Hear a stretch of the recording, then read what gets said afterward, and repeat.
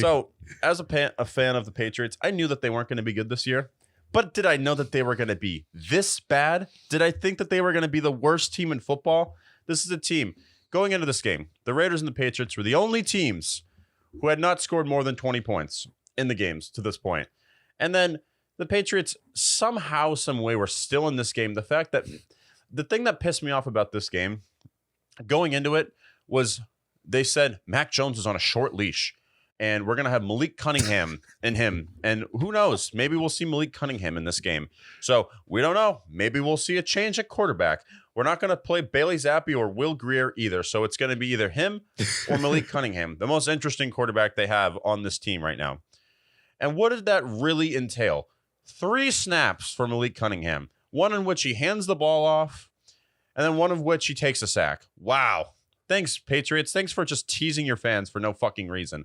So, Mac Jones is on a short leash. Then what the hell does that mean? Because what the hell did Mac Jones do in this game? He did absolutely nothing. This team is deflated at this point. You look at the stats. He threw an interception, and that interception was godly, awful. Completely overthrew Hunter Henry, completely threw it to the other team. And it was just, every time I watch this Patriots team, it's just embarrassing. It's like, you're talking about a team that was just a few years removed from being one of the best perennial playoff teams. I get it with Brady, but also you had even the Cam Newton team that was gritty. You had the Mac Jones first year where they were a solid team, somewhere in the likes of the Titans at the time. And then you just to see a team fall to such low levels. I mean, Patriots fans deserve this because Patriots fans are just awful. And now they're Bills fans, so it doesn't matter. But you see them just completely be a just absolute eyesore. I compared the Steelers to Guantanamo Bay, their offense. I want to take that back. This Patriots team, this is what like medieval witches had to endure. You know, getting stones on them or putting them in a fucking crock pot. You know, this is what it's like to watch the Patriots play as a Patriots fan. And then the worst part is after the game, you have I guess you could call it a pep talk from Mac Jones. Yeah, guys, I think we a lot of things we can improve upon. This guy could not inspire anything on this team. And then even Devontae Parker, who had this awful fumble of a catch, like literally in his hands, bounces off his hands. And then after the game, you're like, you'd have caught that? He's like, yeah, you probably could have caught that. Dude, what are we doing here? So this Patriots team, I hate, I genuinely hate this Patriots team right now. And now at this point, they're so bad that they shouldn't win another game, but they're probably going to find a way to fuck it up regardless for the Patriots. So this Patriots team, congratulations. You guys are fucking terrible. Yeah. Good news, Patriots fans, though. You still play the Giants and the Broncos this year, so you may win a few games to, screw up that pick. And knowing the Patriots, they probably will screw that chance up. But for the Patriots, this was a team. I looked at the teams in their division, and there are Patriots fans like, I think we can be better than the Jets, and that was with Aaron Rodgers. Like, no shot. This is a team. I looked at them, looked at the weapons around them. I was like, objectively, this is a bottom 4 team in the AFC, if not the league. And it was something where it's like, gotta give Bill Belichick a little bit of respect, but I saw this coming into the year. I was like, this team can't score. It's finally going to come to fruition. You can't roll out there with Kendrick Bourne as your best wide receiver. I was like, people were freaking out. They're like, oh my God, Devontae Parker. I was like, he was a reject from the Dolphins. He's the 5th receiver on the best team in your division this year. It's like, I don't think Devontae Parker is going to be a big deal. Rayshon Boutte, like, we gave up Jacoby Myers, who looks amazing now in Oakland as a number 2 wide receiver for Juju, who has no knees at this point in his career, apparently. And then we pick up Mike Gesicki, who can't block. And then Hunter Henry, who probably wants to get traded at this point. Wouldn't be surprised if he requests a trade out of New England anytime. So it's like, I saw this coming.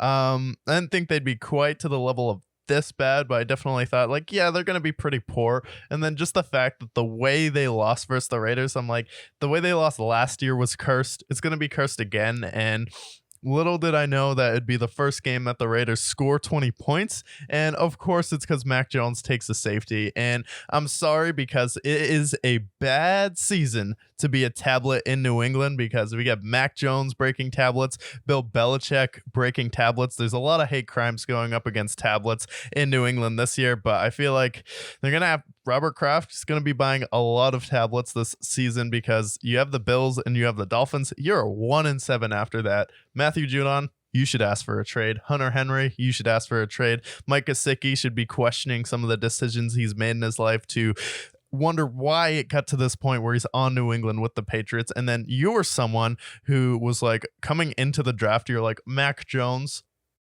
no, not my team, not my franchise. And then you're like, but I know the Patriots are going to take him. What happens? Patriots go out there, select Mac Jones. You still have people in New England arguing that Mac Jones is better than Trevor Lawrence. And at this point, I don't even think he's better than Zach Wilson or Trey Lance. And that's just because Trey Lance isn't playing, so I can't see how bad he is week in and week out. But I can see how bad Mac Jones is. So it's like, yeah, sure. Raiders, you got the win. Congrats. Do I really want to talk about Brian Hoyer? Not really. I just enjoy talking about how bad the Patriots are, because it's like, I saw this coming. Patriots fans were delusional enough to think Mac Jones could be the guy.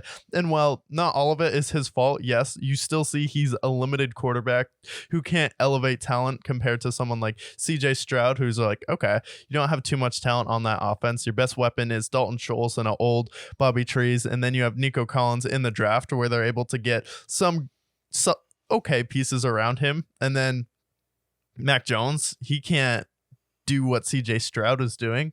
Like, he hasn't been able to elevate any talent. Hell, he hasn't even looked as good as Bryce Young this year. No. And another thing is, like, limited quarterbacks, they're not uncommon in the NFL. We have the Kirk Cousins. We have the Jimmy Garoppolos. We have guys that can't move. And Ryan Tannehill's. We can't, like, that's not the problem, the fact that he's limited.